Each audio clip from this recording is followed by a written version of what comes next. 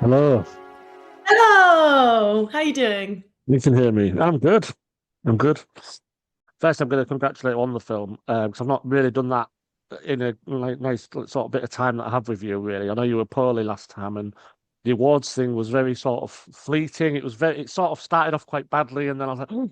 And do you know what I did as well? This is really funny because you were said about 7:30, didn't we? So I'd Mm. scheduled it, but because I was way off schedule, I thought, oh, what am I going to do? So in real time, I thought I'm going to have to do the female prize now because she's at the party. This isn't fair.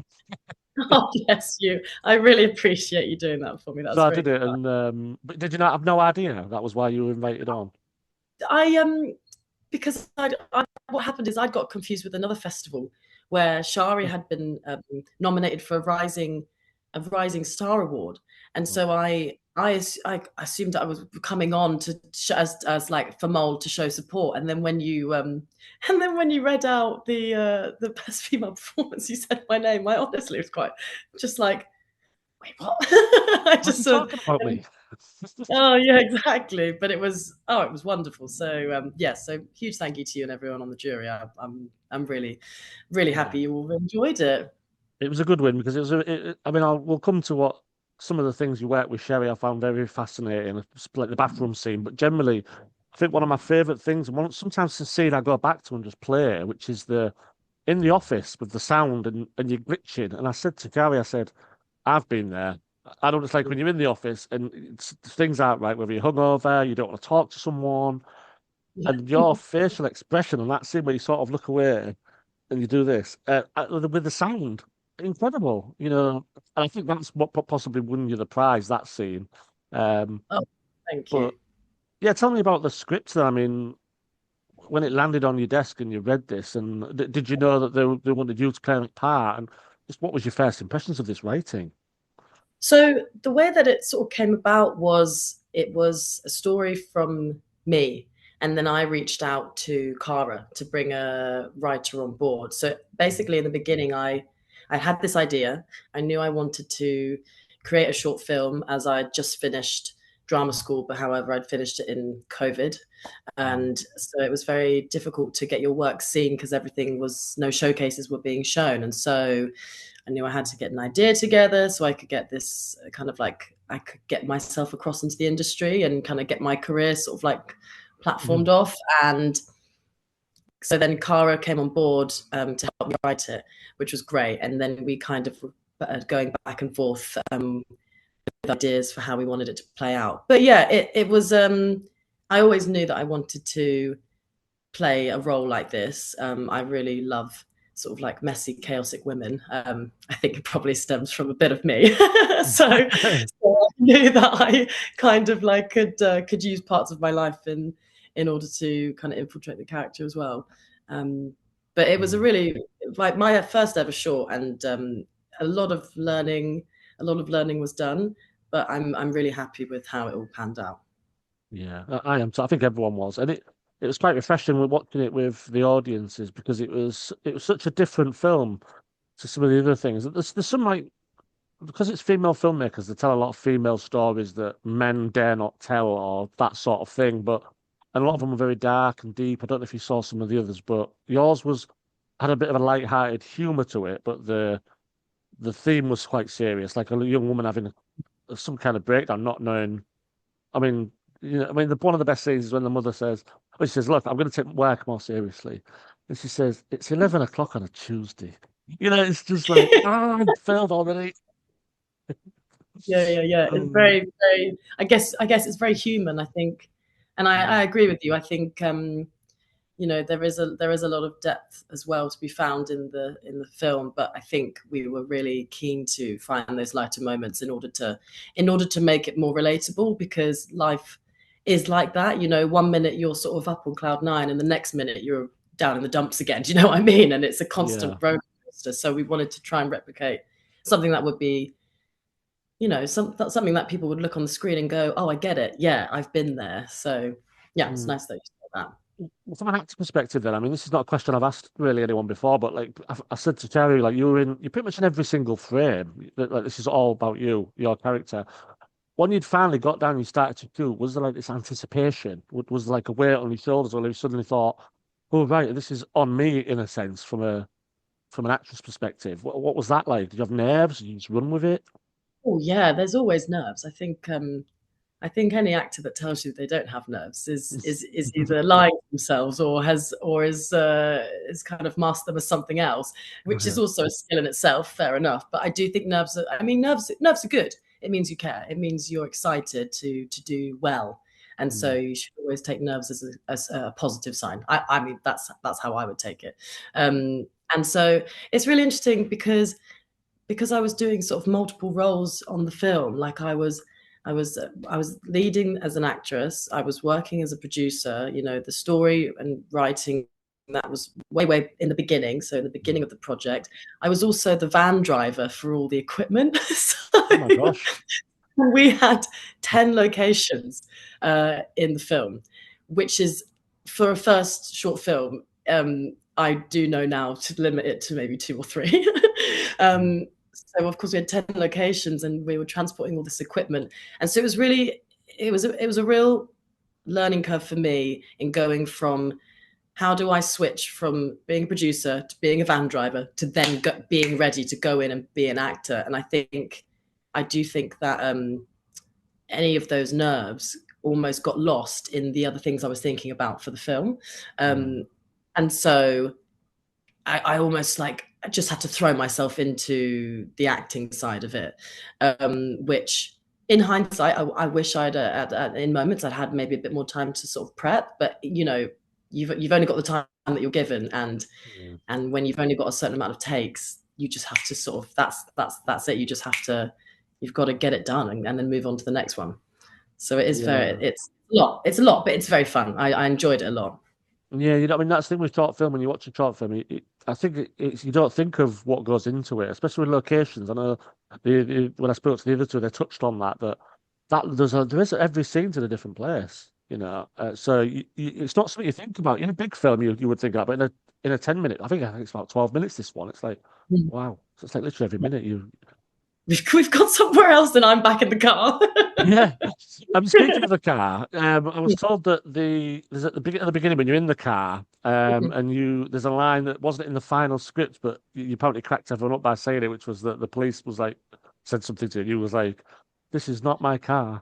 I mean, where did that come from? Because that makes things worse. You do not say Yeah, that. exactly. Yeah, I think what was really lovely with filming is, and especially with Shari's direction, is that she always allowed a lot of space for improv as well, which I absolutely love working on improv and improvisations, and I think that there are some real kind of gems that are found in the unknown spaces, which you can only find if you're given that time to really sort of like search them and find them. So I definitely think, yeah, that wasn't a line, but it was sort of found in the moment. Shari got us to, she was like, okay, and again, try something else, and again, try something else, and like, da da da da. So we just kind of went bam, bam, bam, bam, bam, and then Yeah. she was like, yes, that one, great, cool, let's go. So yeah, it was a lot of fun. Then obviously they mentioned the bathroom scene. I suppose that's the one that is different from all the others, I think. And I think it was needed because then it was not an all out comedy. It wasn't really anyway. The end's quite dark, obviously, but that scene in the bathroom is like the lines crossed, it's like the next act. You know, how tell Mm. me about working with Sherry to get that right, because that's quite an emotional scene. Shari took the time with me to go through, you know, we kind of went through where she was in her story, where she was kind of going, and we really sort of delved in with detail to see like how could we kind of tap into that the core of her in that moment. You know, this was rock bottom for her, and so I, you know, as an actor, really wanted to find like a real authenticity behind it as well. Like I, you know, when it comes to emotional, vulnerable scenes, you know, as human beings, we can detect if something doesn't feel quite truthful or if it feels a bit forced. And that was my kind of one thing with this scene is that I was like, it has to stem from a sense of, you know, truth. And so when we spoke about the character, I also talked to Shari about things that had happened in my life, you know, some sort of like, so we did sort of connect on a really lovely personal level where I felt open enough to share those things with her in order to sort of use that for the character and to make that scene just feel real. Yeah. And I'm really happy with that scene, because it you know, we're always our own biggest critics when it comes to this sort of work. And so for me to turn around and go, actually, you know what, yeah, I can still feel that when watching it back. So Yeah. yeah, I'm very grateful for the space that I was given as an actor to find that place and to be able to go to that place. So yeah. But generally, like, acting outside of this, but generally within Morley, there's a quite a range. Like, they've got the emotion, there's the comedy, there's the franticness. Is any of those particular things that are going into acting in the future or from your past? What sort of acting are you looking to go to, and what do you feel you thrive at? What are you better at? Are you funny? Or is it everything? Is it everything? Well, that would be lovely. Well, A more proved you can do a lot of different things in 10 minutes. lot. So Yeah, it's interesting, isn't it? Because as an actor, I'd hope to be able to reach the kind of the both ends of the scale when it comes to either like drama, comedy, or romance or anything like that. So I as an actor would love to try everything. I do think maybe strengths lie in kind of, I'm going back to this kind of like misunderstood, chaotic kind of wild woman kind of trying to get her life together aspect, where it is a bit dark but it is funny at the same time, because I do think that those two play really nicely against each other, as well as working really well for each other. I remember before, like Shari and Kara talking about how you can't have light without the darkness, and I completely agree with that as well. And I think that's what I kind of relish in, is neither one or the other. It's like a combination of the two. yeah, I just find that you find the most complex characters in those sort of like spaces, and I'm I'm really excited about sharing their story. And like, it's not what you see, it's not what you see, like not judging the book by its cover, and like actually delving into the book and like, oh, there's a whole person here. It's not just black or white. Yeah. yeah, they coexist, don't they? Definitely. Even in real life, like if someone's laughing, doesn't mean they're not unhappy, or if they're quiet, it doesn't mean they're not thinking of something hilarious, or it's Yeah. constant life. Yeah. Mm. We're going to go back a bit, and then I'm going to jump ahead. But let's just go back, because there's a question I asked about like childhood love of film, love of acting and film. Where did they come from? Was it the Yeah. same place? Just tell us a little bit about that growing up and thought, what do you know? I'd like to do this. Yeah, it's really interesting, because I think as when I was growing up, so I'm one of three sisters, and so growing up, there was always a competition for attention, and so I have a feeling that my love of sort of performing may have come from me being like, look at me, look at me, look at me, kind of like trying to get the attention from my parents, and then that almost kind of like moved into, actually, I quite like it up here. I quite like making people laugh, or making them, or connecting with them, like, or shocking them, making people feel something. I think really tapped in with me. And I think that there was that, like, being on the same wavelength as another person or an audience member was something that really lit me up inside. I really enjoyed it, and I wanted to sort of continue spreading that sort of feeling in other aspects of my work. And so, yeah, definitely did a lot of performing when I was younger. My cousins would come round and we would do reenactments of shows, whether it was Disney shows or when we got a bit older, it was Chicago, and it was the classics. I kind of grew up with a lot of the classics as well, and whether it was musicals or film, I was surrounded by it. I had a very wonderful creative family, so it kind of felt natural that I would kind of go into that direction as well. Um, Well, I'm Chicago, very. are you Velma or Roxy then? Oh, so I think a bit of Yeah, both. good answer. I think a bit of both. But I do love Velma. I would Yeah, like that would be a great role. I do love Velma in the show. If I was to pick one to play, then Velma for sure. Very fun. yeah. And just quickly tell us, you went to study then, obviously, then you met Cara and Shari. Just tell us a little bit about how that came together. Yeah, so Cara and I went to the same drama school together at the Oxford School of Drama, and so that's when so we sort of knew when we were at drama school, we sort of knew of each other. We were in different classes at the time, and it wasn't until this film that really brought us together, creatively and as friends as well, which was lovely. And then Cara went to university, I think it was, with Shari, and so that's how they knew each other. And so then it was kind of like a pulling in of mutual friends, and mutual creatives. And once we got in the kind of room together, or I think it was Zoom at the time because it was COVID, once we kind of got into the room, it just was really apparent that we were really pinging off each other, which was lovely, and felt very safe in a creative setting, which is always what you want to look for, because you want to do work with people you enjoy spending time with. So that's kind of, if you can make something and also have fun while you do it, well, then that's great. That's fantastic. Yeah. I won't keep you too much longer. I suppose a question about your future then, and it's twofold really. One, the two ladies we've been speaking about, are you going to work with them again? And also, like, what are your plans going forward within the industry, or personally, what have you got coming up that you can tell us about anyway? Yeah, so I definitely would jump at the chance to work with them again. I mean, they're both doing some incredible work. Cara, as you know, she's moving on to do her short film Full Fat with which looks fantastic as well. I'm very excited to see where that goes. And also Shari moving back to London, so it will be possible for us to maybe get together and, like, who knows, we'll see if we can get cooking again, which would be great. And then for me personally, it's really lovely. I'm moving into some writing as well, and taking the time to sort of go back to doing workshops, auditioning.